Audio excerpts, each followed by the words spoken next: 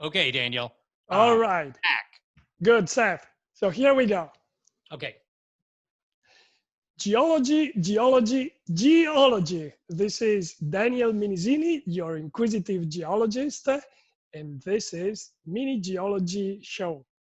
As you know, Mini Geology put in contact our beloved science of geology with society at large. And today we have with us Seth Shostak. He is the senior astronomer at SETI, which is a non-profit institute dedicated to the search for extraterrestrial intelligence. He's in Mountain View in California. But above all, Seth Shostak is the host of the weekly radio show Big Picture Science since 2002. Welcome, Seth. Thank you very much, Daniel. It's a pleasure to talk to the great state of Texas. And also all the other states and nations in the world. We are very international. Seth, how would you describe yourself? But there are so many facets of your personality. How would you describe yourself? Oh, I try to avoid describing myself because I had the feeling that, certain federal agencies might be interested to know how I describe myself because they come after me. I don't know. But, no, I'm just another guy who, studied science, both as an undergraduate and a graduate. And I've worked in many different areas, actually, mostly astronomy research, not entirely. I've also done computer animation, and I worked for the railroads, and I worked in a software startup, and I've done, lots of things. But when you get to be old, you can usually look back and say, I've done lots of things. And currently, as you point out, I'm working at the SETI Institute, and we also do have this weekly 1-hour radio show, Big Picture Science. Seth, what are your priorities in your profession right now? Well, the priorities, unfortunately, tend to be very practical. The search for extraterrestrial intelligence, which is, by the way, only one of the activities of the SETI Institute where I work. We're interested in life in space, but, who knows when we will find it and how we will find it. If you listen to NASA, they'll tell you, well, it's most likely we are going to find microbes under the sands of Mars, or maybe under the ice in some of the moons of Jupiter or Saturn. Those are all possibilities. And maybe that's what will happen first.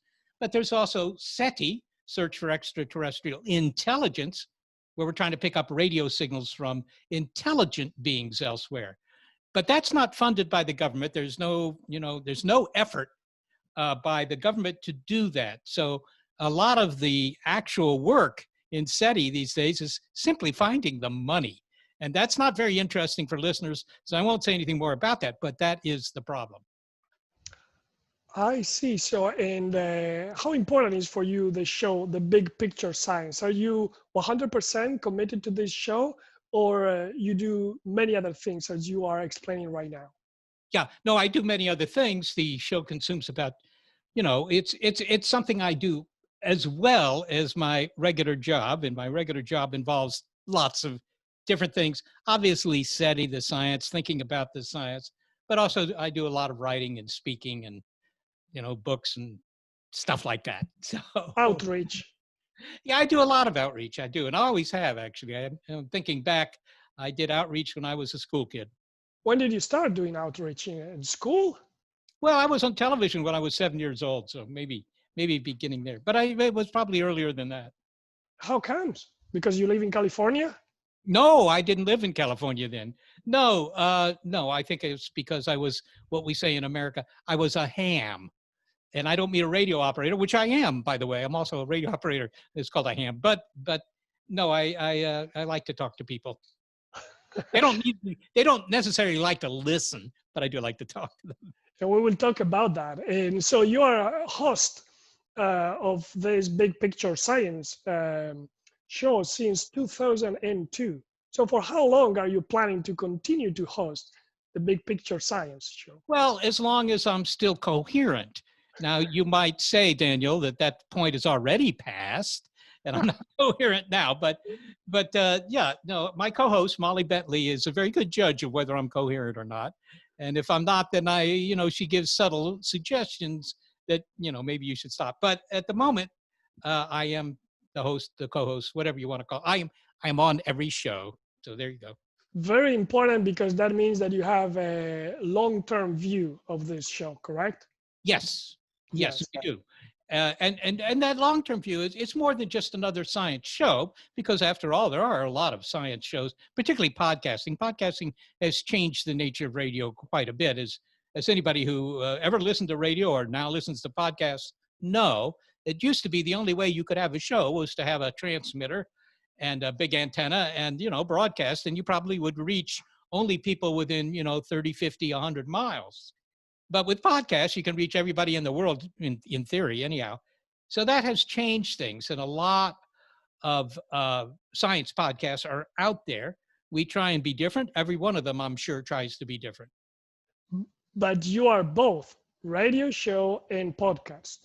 Yes, that's true. We started as a radio show, actually.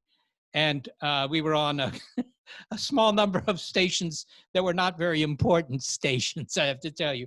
And we would get abusive phone calls. And so it was a live show. One of the advantages, and people who don't do radio may not even think about this, but there's a difference between a live show and a produced show. A live show is indeed live, right? So that means you can take callers, right? You're on the air now. People are listening on the air now. They can call you up and say whatever they want, at least, within the limits of what the Federal Communications Commission would allow. All right. So that's a live show. But a produced show, which is what our show is now, you have to fill the entire time with actual product, if you will, with actual content. And that makes it much, much harder. So yeah, a produced show is quite a bit harder than a live show. So you said that the government is not funding, SETI is not funding the show, the big picture science. So why is SETI giving funds for this radio program? Well, the answer is they're not. that's the simple answer. We have to raise the budgets. 100%. Yeah, yeah. If we don't do it, the institute will say, "Sorry, we're just not going to." How do you raise them from the listeners? To some extent, yes. The listeners do help us out quite a bit. There are quite a number actually in Austin. If you've ever heard of Austin, that's some town there in Texas. Uh, it's Austin, and but listeners do send in money, and of course there are some donors who can afford to give more. And it's sort of like raising money from for the opera. You can say, well, the opera, how does that improve the gross domestic product? And it probably doesn't affect the gross domestic product very much. But on the other hand, it's something worth having. And what they find is that, they have to raise their own money. I mean, there are ticket sales, but largely have to raise their own money. And most of that money actually comes from people who have enough wealth that they can afford to give bigger donations. Do also private corporations participate in donating? Generally speaking, not. We're trying to interest them. There are a few, one or two, but we're certainly trying to interest private corporations because they would have. I mean, it's like if you watch a PBS television show, right? A Masterpiece Theater or whatever, right? And at the beginning, there are a whole series of brought to you in part thanks to support from the ABC Widget Corporation, specializing in high quality widgets or whatever, right? And of course, that kind of corporate sponsorship is certainly something that we look for. So how do you build the show? Well, our show, to begin with, you have to have the idea. What is the show going to be about? But more than an idea, we try and make sure that there's a storyline for every show. We're not taking 3 topics in the news and writing little stories about each of those. We have a theme. Now, not many shows do that, honestly, but that's the way we operate. But then we have 3 or 4 interviewees, people that we talk to about that theme. So a lot has changed in communication since you joined the show in 2002. The communication has changed, technology has changed, the scientific topics also in these last 18 years. Well, obviously, the show has evolved in terms of the technology, right? And in particular, I mean, clearly digital audio technology is the way you do it today. 30 years ago, in any case, you would have had recording, tape, and that sort of thing, right? And that all works, but it's very difficult to edit it. It's a real chore. You have to use razor blades and tape and stuff like that. Whereas with digital audio editing, it's much, much faster. It's much cleaner. Those kinds of technological improvements. The big improvements have been in interviewing somebody who's on the other side of the world. In the old days, the only opportunity was to maybe call them up on the telephone. And that's expensive. But more than that, it's very low audio quality. But I think that maybe the most interesting things have been the refinement of the storytelling. What about the concepts? Have they evolved? Well, of course, the science always is changing. I mean, science is an ongoing enterprise. And, it's not like, if you will, some activities like, I don't know, interpreting the Bible, for example. I don't want to pick on religion, but interpreting the Bible is something people have done for a long, long time. And it's unclear whether what we've done in the last 10 years is any more profound than what we did, 100 years ago. But science is always changing, right? We're always learning something more about, well, the universe, but also just look at the way the COVID-19 pandemic has been approached. We know much more about viruses now than we did 20 years ago. So that science has advanced. All science advances, of course. I mean, you got hundreds of thousands of researchers out there all trying to get tenure, and so they're all busy, with their research. And so there's always a new story. My own field happens to be astronomy, but in astronomy, of course, I mean, they're bigger and bigger telescopes. There are always mysterious things found in the cosmos that we didn't know about, yesterday that we know about today, and that sort of thing. So yes, the stories are all new. What is changing right now? Well, for us, it's adapting to the fact that we're all sitting at home, right? In California, you have to stay at home. So it's a rather difficult thing to produce an hour of radio every week when the radio show production team, which is essentially 3 people working part-time, has to do everything from home. We can't go into where I work at the SETI Institute, where we built a studio, where we have all the equipment set up. We have to somehow do this at home, and that's harder. And it means that the audio quality is not great. I mean, if you're listening to me, probably the audio quality is not great. To begin with, we're using Zoom, which, by the way, is probably going to cause the end of civilization in the West as we know it. I mean, but aside from that, it's very limited audio quality. It's designed for conferences and so forth, not for broadcast. It's hard to listen to, that sort of thing. And so we have to figure out ways around these kind of problems. There's all that. But in terms of the topics, the only thing that's changed is in the past 2 months, 3 months, we've done a lot of shows about, medical science for obvious reasons. How do we combat a virus? And Seth, so that leads me to a very important question, which is it more about what the audience wants to listen or what you want the audience to listen to? Well, I hope they're not all that different, but in the end, they are. Yeah, well, sometimes they are. I mean, if the audience wants to listen to something, I mean, the audience writes us all the time, and we get emails every day from listeners, so we get some idea of what some of them want to listen to. And there are some topics that, they find more interesting than others. I want them to understand some of the science. That's my first concern, that they understand not only the facts of a particular line of research, there's that, but also the methods of science. I find that important. On the other hand, the audience often wants to hear about whether aliens are visiting us. And what about those Navy videos? And are some of those UFOs really alien beings who have come to, the American Southwest to get a good Tex-Mex meal? So since you already described very clearly the difference that exists between these 2 points of view, is the programmer that has to decide what the listeners have to listen, or vice versa. What's your point? Where are you in between these 2 extremes? Of course, we do pay attention to what research is doing these days in a general way, because we're not limited to one topic in science. We have to sort of pay attention to a lot of topics. So you say, okay, what's happening in science these days? Well, today it's all, pandemics and that sort of thing.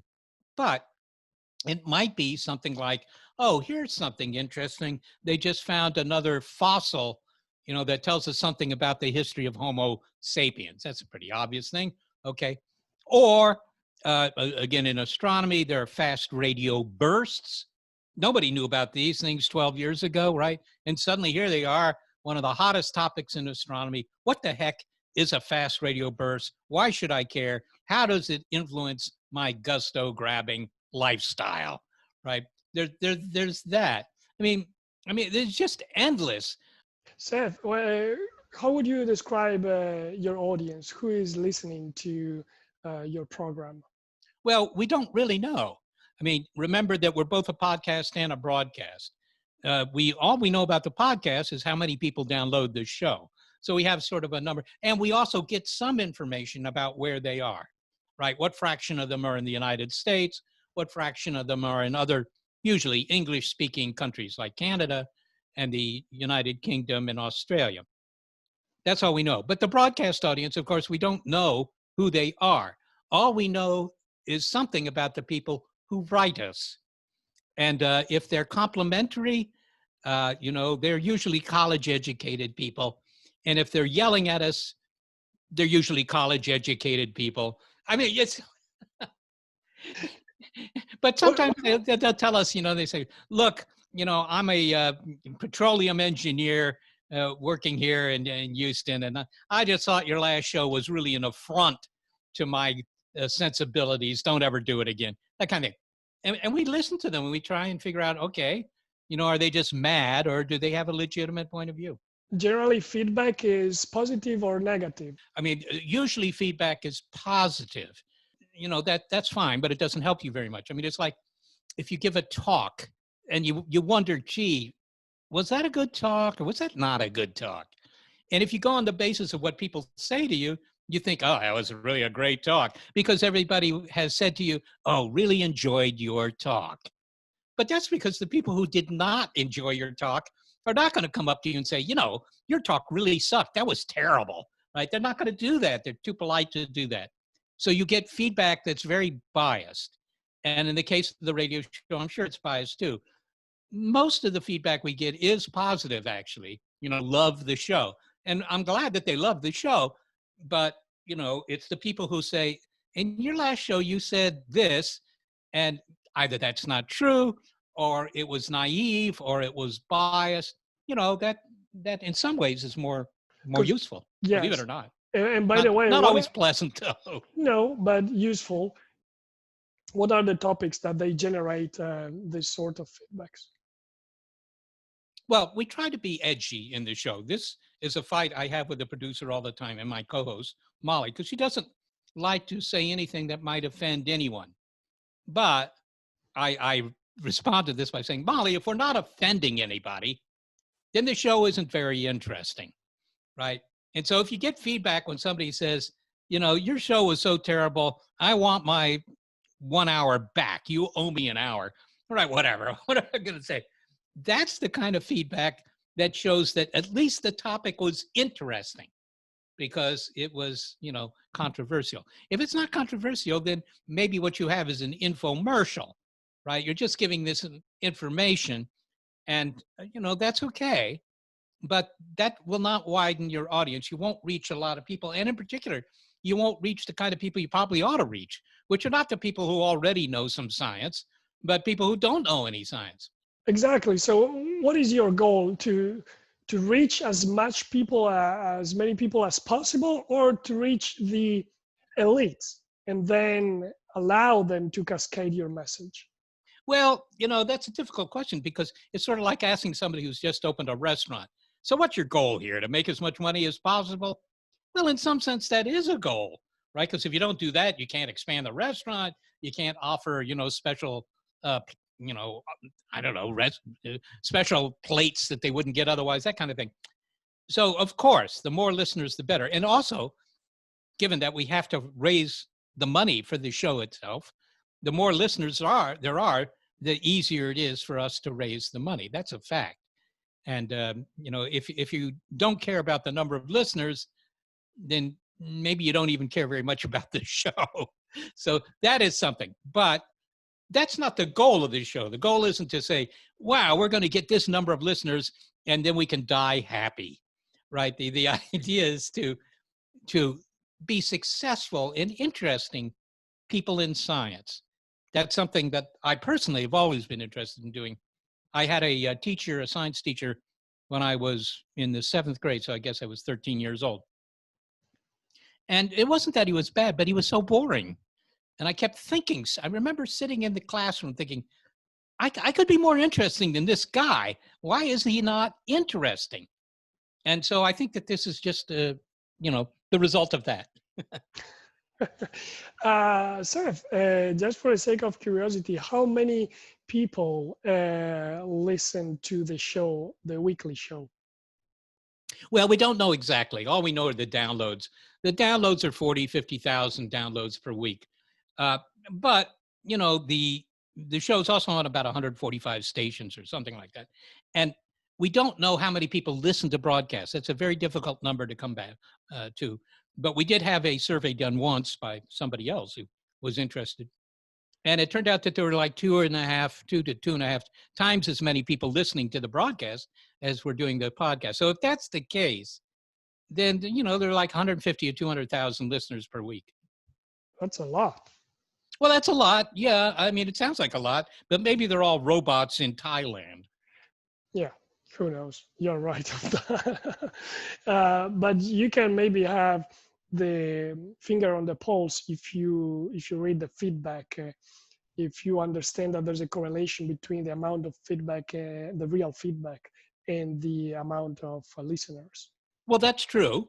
You can say that for everybody who writes you a letter, there are 427 million people who don't. That would be a great ratio. But yeah, you can do that. But you have to calibrate that, because if we do a show about UFOs, or if I'm on just somebody else's show and I talk about UFOs, I'm a little bit skeptical that we're being visited. I think if we were being visited, the evidence would be better than it is. But if I say that on a show, as I have just done, right, immediately I start getting hate mail. So I get a lot of hate mail. And that doesn't mean that a lot of people were listening. It just means that I offended a lot of people. When you create and produce one of your episodes, do you think that the product you create is consumed rapidly? Or when you create it, you think that it's going to last and it's going to remain a piece for historical studies, for instance, to bring it to the extreme? Well, I'm really hoping that if Homo sapiens wipes itself out in the next century, that, 100,000 years from now, the Klingons will land and they'll listen to our radio shows. But they might not. I mean, we know how quickly the show is downloaded. That you can plot out, right? And the show comes out on a Monday morning and the downloads go up because a lot of people subscribe, via iTunes or whatever their favorite podcast outlet is. So that's when you get the most number of downloads. And then it tapers off. And after 2 or 3 weeks, yes, a particular show will get more listeners, but it's kind of, plateau in the noise. Yeah, that's a small fraction of the total who listen to the show. And so what do you do? What do we do with all the shows that are recorded? Why do we keep them? Well, you mean as a listener? As a producer. Oh, as a producer. Why do you keep them? Because hard disk space is cheap. That's why. I mean, it doesn't cost you anything to keep them. I mean, why do you keep pictures of yourself as a baby? I mean, why do you do that? Who else is going to be interested? If you drive up to Dallas and grab the next 10 people you meet on the streets and say, hey, would you like to see my baby pictures? I bet not many of them are going to be interested, and yet you keep them, right? I mean, it's part of your own history. So I understand well that if it was very expensive to keep our shows, we wouldn't do it. I think that's right.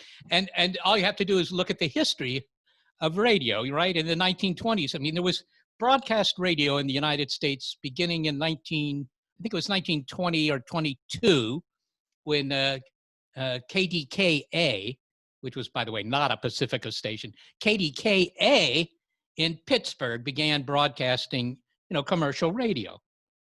But you'd have a very hard time trying to find those programs today. Nobody was recording them because they didn't have the technology to do that except on phonograph records. And that would have been very time consuming, expensive, and a lot of labor. So they didn't do it.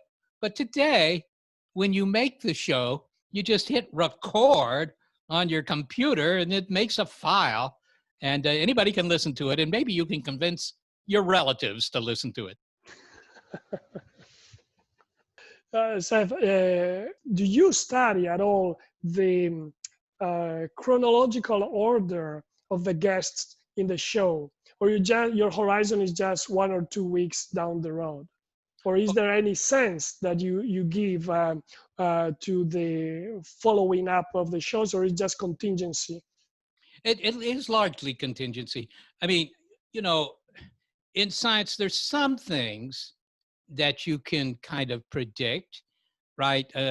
Again, I don't know. I mean, consider the launching of the Perseverance robotic probe to Mars, right? That's going to happen, and when it's going to happen. Or the deployment of the James Webb Space Telescope. I'm using astronomical examples here because that happens to be me. But you can do this for a lot of science. You can say, this is when they're going to do this. So you can sort of prepare yourself. It would be good to do a show about that. They launch this thing, it starts running around the surface of Mars, and it launches up a little helicopter, which goes up into the thin Martian air, and a drone, and it, delivers packages to the Martians, whatever it does. So you can predict some things, but in general, science it's news, right? It's not so predictable. And as a consequence, we have meetings every week, and we say, okay, what are the interesting stories that we should be addressing? What's happened in the world of science that's, not just technically interesting, but has some, effect on Mr. and Mrs. front porch there in downtown Houston?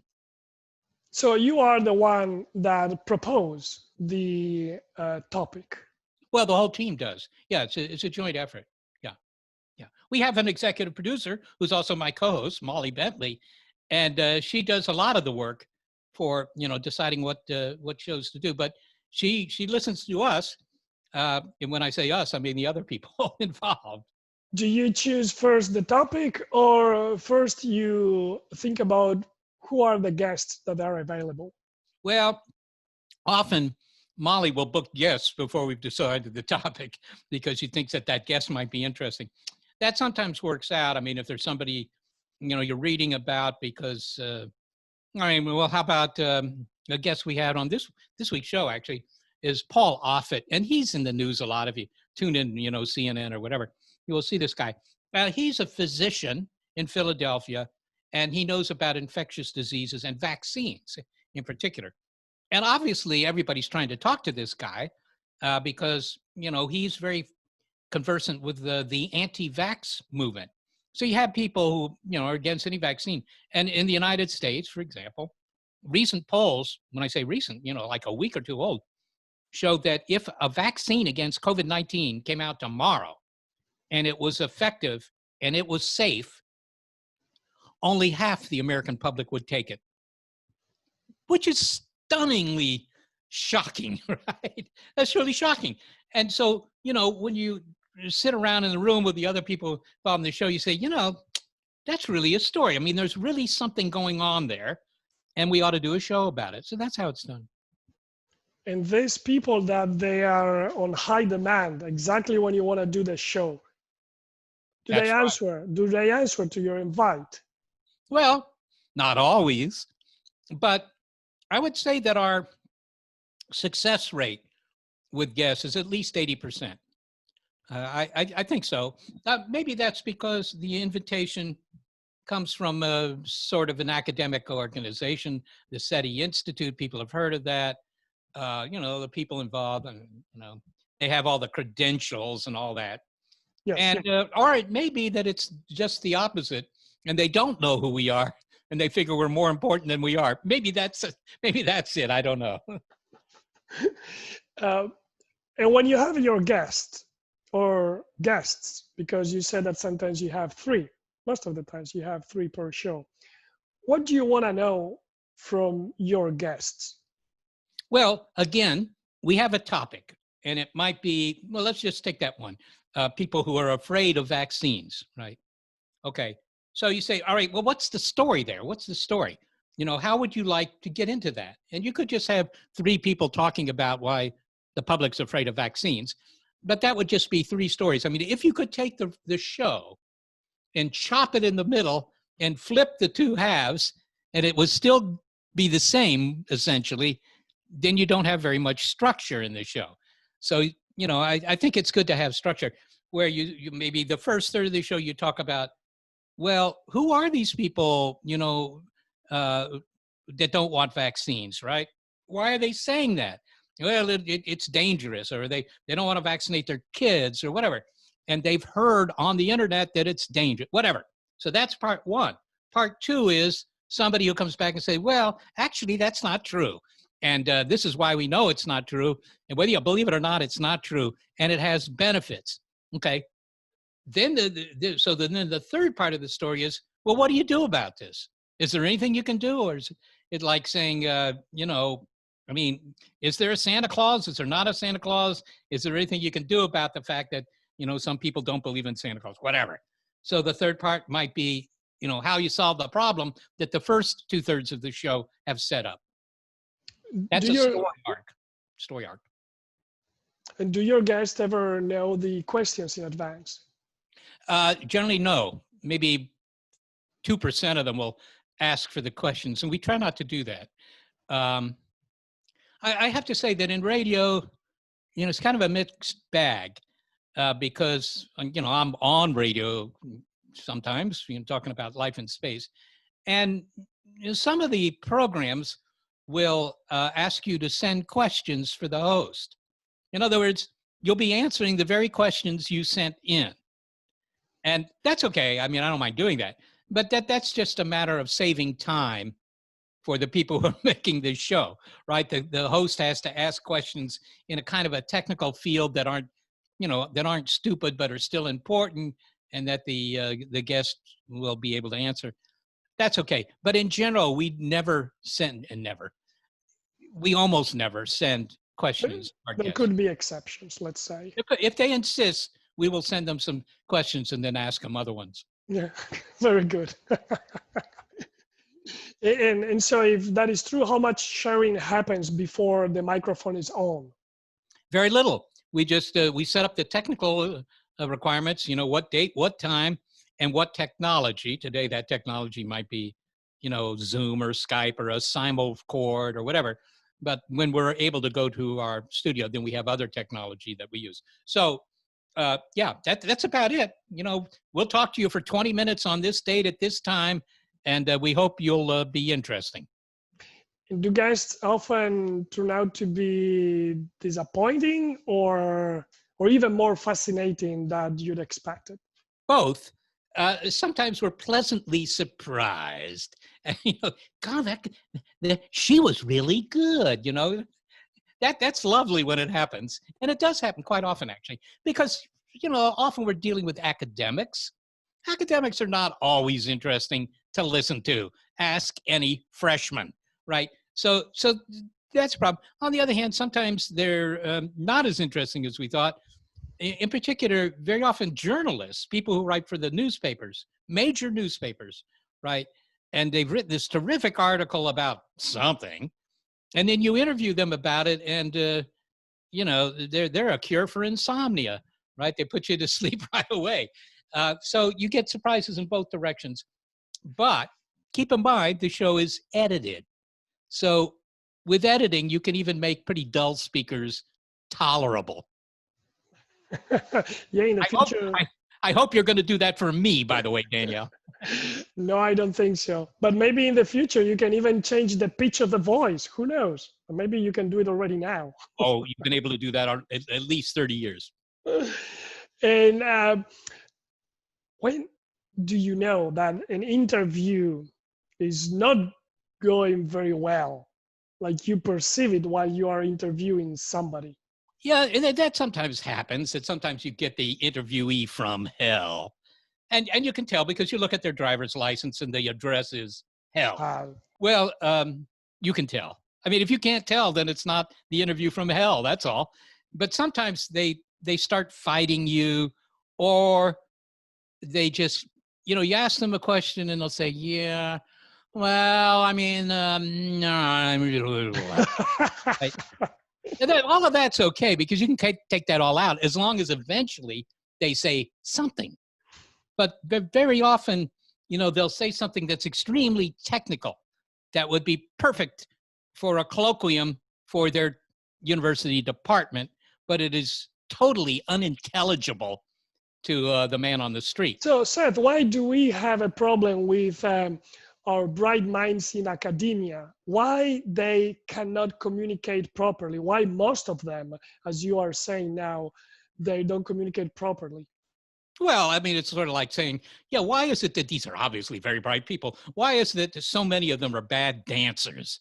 I mean, Nobody told them. but it's kind of an orthogonal talent. It's not necessary for them to be interesting to get tenure, right? It would be helpful to their students if they were interesting. But most tenure is given on the basis of research, not on the basis of whether they are good teachers or anything like that.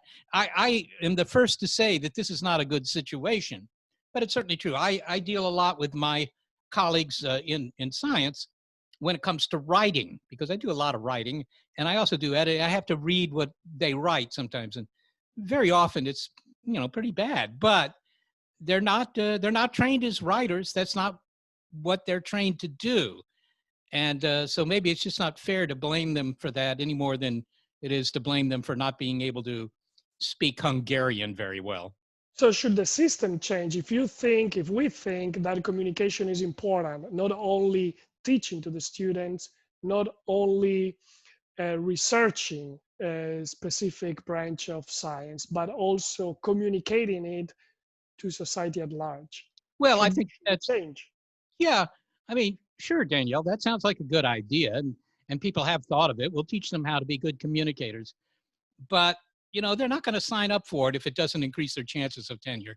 I really don't think so. And also, there's a limit to what you can do.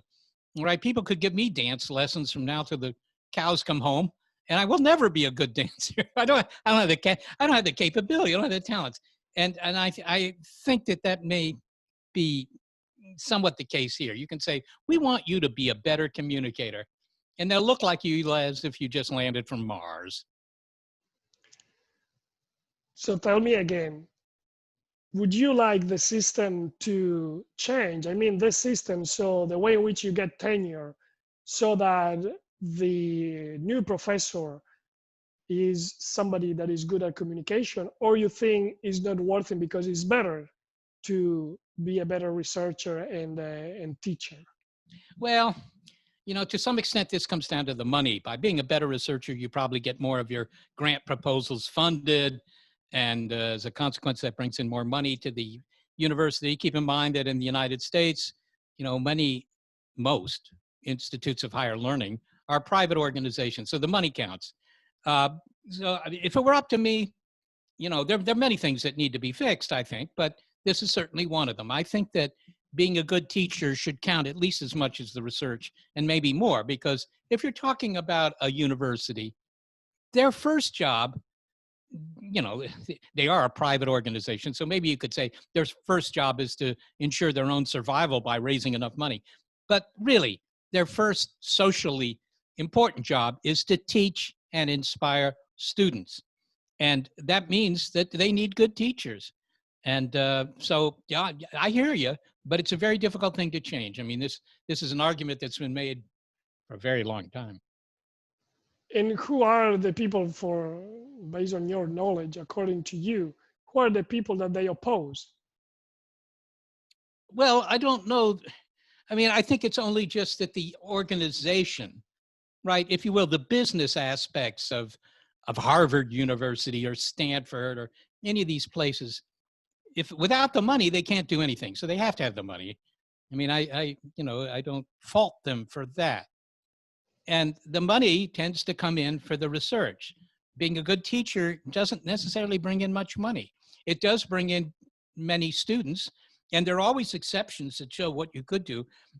Carl Sagan was very important in American astronomy because he popularized astronomy very successfully. He was at Cornell University, even though he almost never said that.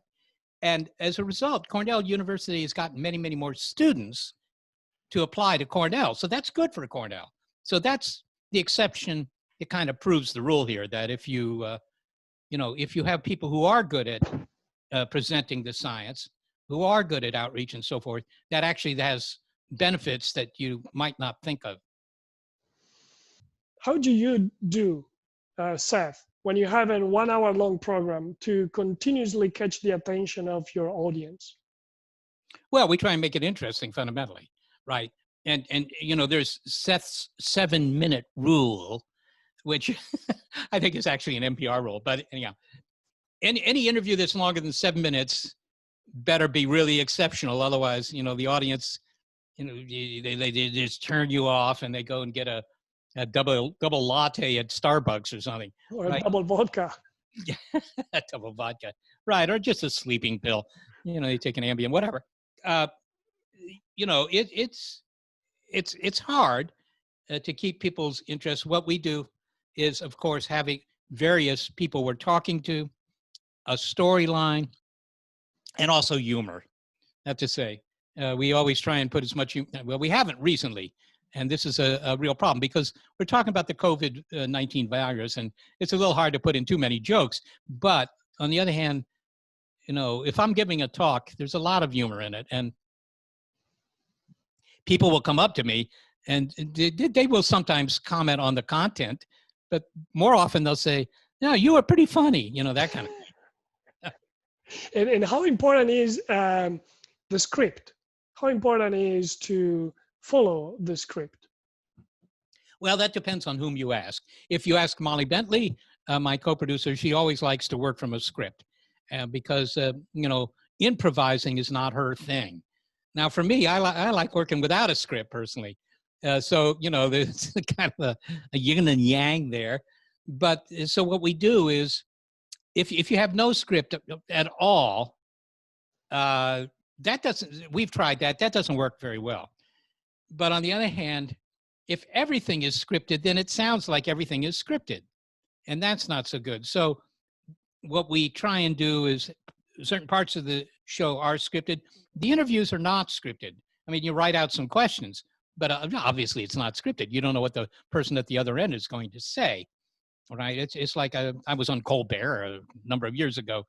And yeah, his questions are written out, but he doesn't know what I'm going to say. So he has to improvise. And improvising is, I think, among the better parts of our program is when Molly and I are not reading from a script, but we're just talking. Yeah, improvisation is a gift also. You can be trained, of course, but like the analogy with learning Hungarian or how to dance, in this case, for professionals of the sciences, it is a gift. Yeah, well, I think so. I mean, most people are not so good at that. But I mean, it's a gift, but everybody has gifts. Most of my gifts were low grade. It depends. Everything is relative. Maybe they're very high, right? If somebody look at them. And Seth, who would you like to interview next? Or who are those people that you really like to interview and you don't even ask them because, I don't know, they're too far away? Or Well, I mean, there's nobody that we've hesitated to ask, actually. We've interviewed plenty of Nobel Prize winners and famous journalists and even some famous people, some people who are, kind of celebrities. But I don't know, Angelina Jolie. Let's see. I'm not quite sure. I have to think about this.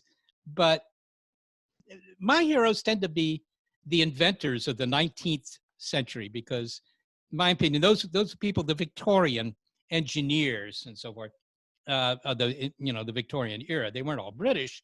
Some of them were American. Some of them were like Marconi, were Italian. You know, they are responsible for the modern world. And a lot of this stuff is forgotten because in retrospect, it seems so easy to invent something like the telegraph or the telephone, or for that matter, the record player and things like that. They all seem very easy now. And in some sense, they were easier than the kind of inventions you could do today. But nonetheless, these people did do it, and they changed the world altogether. And I would certainly like to interview some of them to see how they did it and what was on their mind when they were doing it, that kind of thing. Do you think, it seems that you probably study some of the history of science, do you think that there was like a common mindset for these Victorian inventors? Well, I don't know if they had a common mindset. They were certainly willing to take chances, but that's true. I mean, I'm here in the Silicon Valley, and I'm surrounded by all this high tech, these startup firms that are.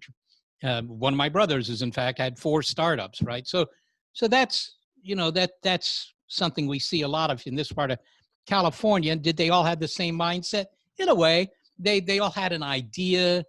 They thought that the idea was a good one, that it could make them millionaires before they were 30 years old or whatever, something like that. And some of them, that succeeded, right? Google is like 3 kilometers from where I'm sitting here.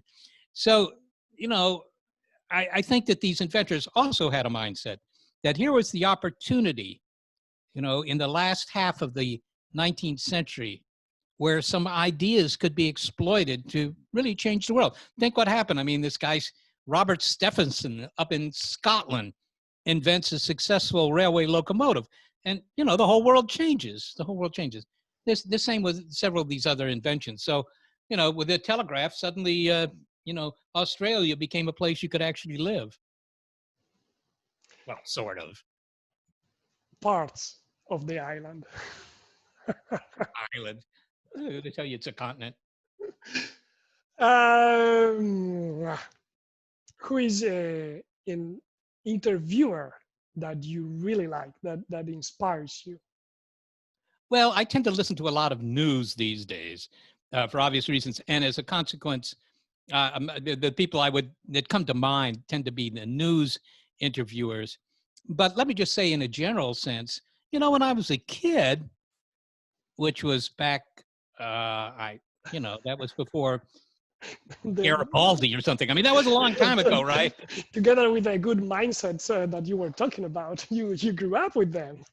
Yes, that's right. I grew up with Garibaldi. I would listen to these interviewers, right, on television or whatever, or even the radio, and I would think, boy, they have an easy job. All they have to do is ask some questions, right?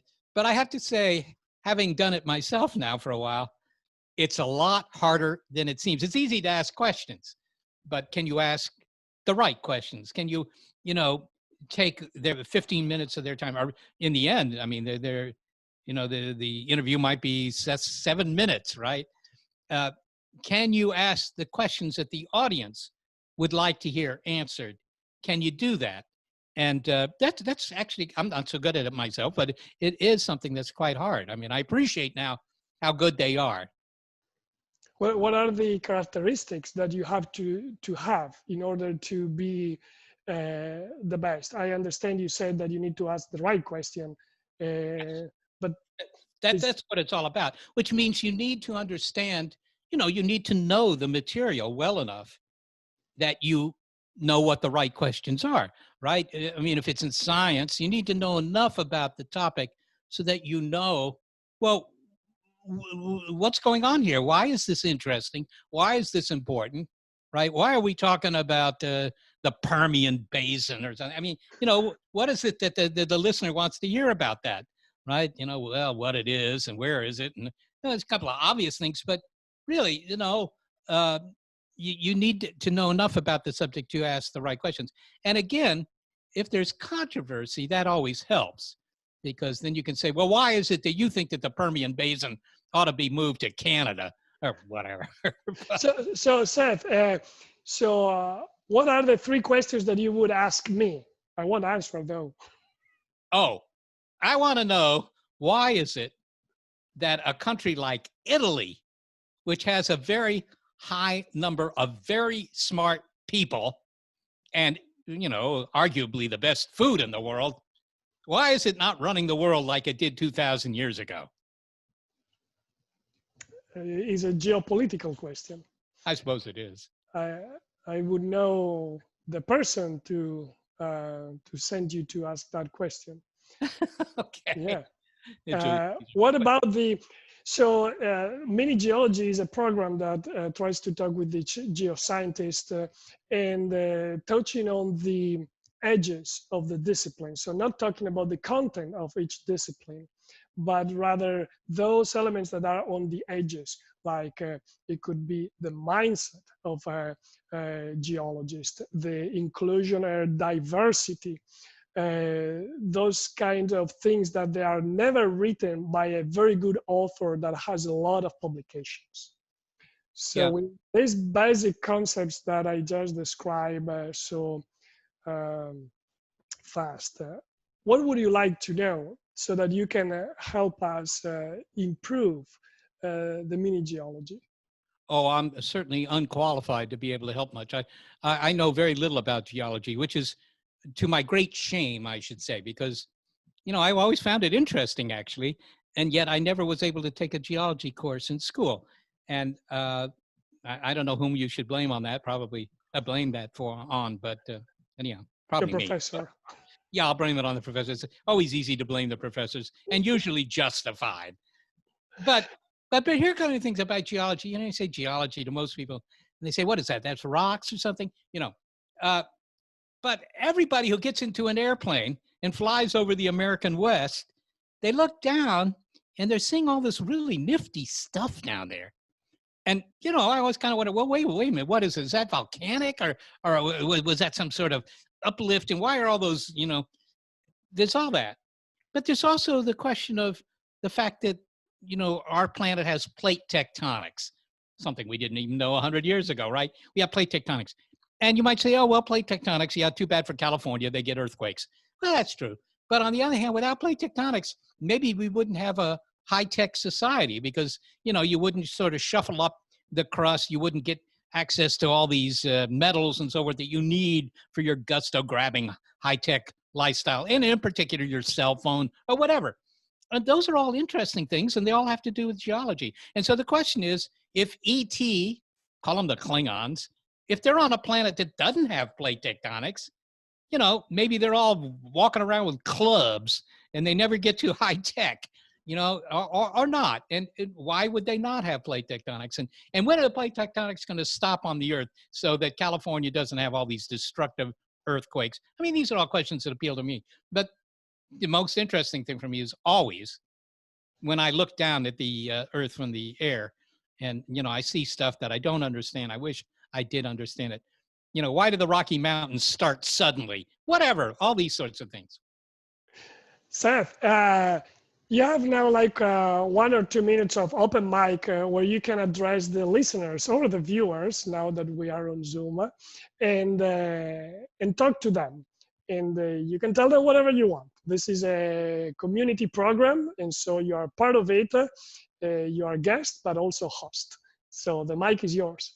Oh, really? I didn't realize this was live. If this is live, you poor folks out there, all three of you who have managed to hang in there for an hour.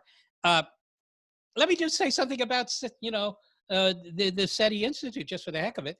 And that is, we're looking for life in space. We haven't found it. People ask all the time, have you found anything? If we'd found something, I'd be in, Stockholm, Sweden, collecting a prize.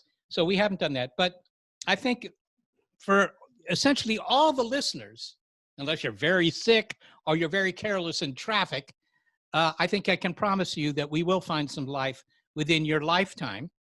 And it may only be microbes under the surface of Mars or somewhere else. It might be a signal that tells us that there's intelligence out there. But I think you can look forward to this. And you might say, so what? I already believe there are aliens out there. So what? You tell me there really are. How does that change my life? I think it changes your life in the same way that, you know, the discovery of America changed your life. You know, you're sitting around in a small town in Italy, you make shoes, whatever, and somebody says, "Oh yeah, this guy Colombo, he sailed across the Atlantic and he found a whole new continent." Not that he knew that, but you know, he said, "How does that affect me? I got to still make these shoes." That's true, but his life was changed, and everybody's life was changed forever. So if we find life elsewhere, you'll know you're pretty good. You're a special kind of person. You're unique. All that's true, but you're not a miracle, and that might be interesting. Seth, thank you so very much. It has been so nice to talk with you. And I would really like to come and see you and give you a hug. Well, after we had the vaccine, yes, please do. Please do so. Well, we're here in California, so come anytime. I'll buy you a lunch, but it won't be as good as what you would get in, you know, Rimini, right? All right, Seth. So this was another episode of Mini Geology Show. And this is Daniel Minizini, your inquisitive geologist. And in here with us, we had a representative of the SETI Institute, Seth Shostak. Thank you very much, Seth. Bye bye.